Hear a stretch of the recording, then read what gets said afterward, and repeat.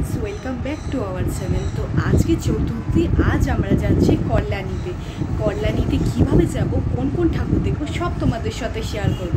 তো দেখতে থাকো আমার এই ব্লগটা। প্রথমেই আমরা স্টেশনে গিয়ে বিকেল 5টার ট্রেনটা ধরবো কল্যাণী সীমান্ত। সেখান থেকে আমরা চলে যাব কল্যাণী ঘোষপাড়া।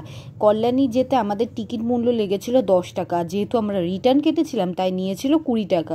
এরপর অনেকটা জার্নি পেরিয়ে আমরা চলে গেলাম কল্যাণী ঘোষপাড়া থেকে কল্যাণী আইআইটি দুর্গা মণ্ডপটি মাত্র 5 মিনিটের দূরত্বে।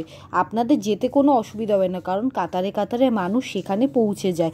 আর রাস্তায় লাইন চেনার জন্য বিভিন্ন রুটগুলোও দেওয়া আছে তীর চিহ্নের মতো।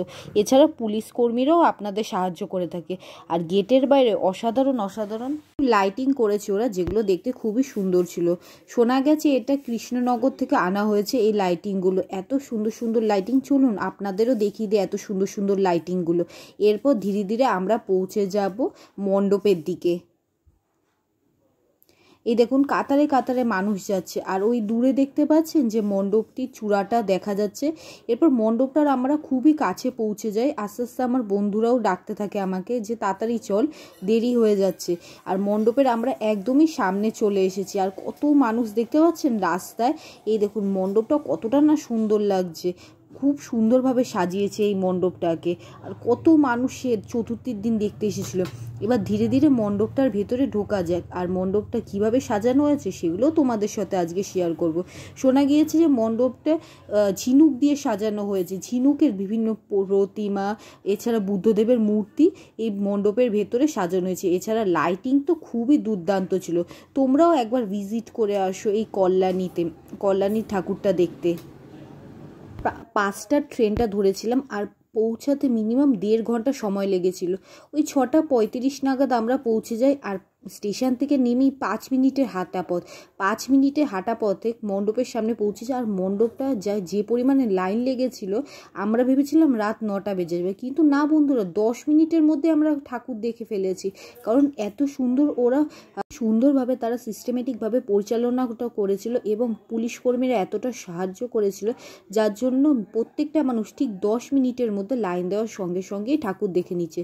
তাহলে আপনারাও যদি দূর দূরান্ত থেকে আসেন তাহলে আপনাদেরও কোনো সমস্যা হবে না। এই সিস্টেমটা দেখে তো আমি খুবই খুশি ছিলাম।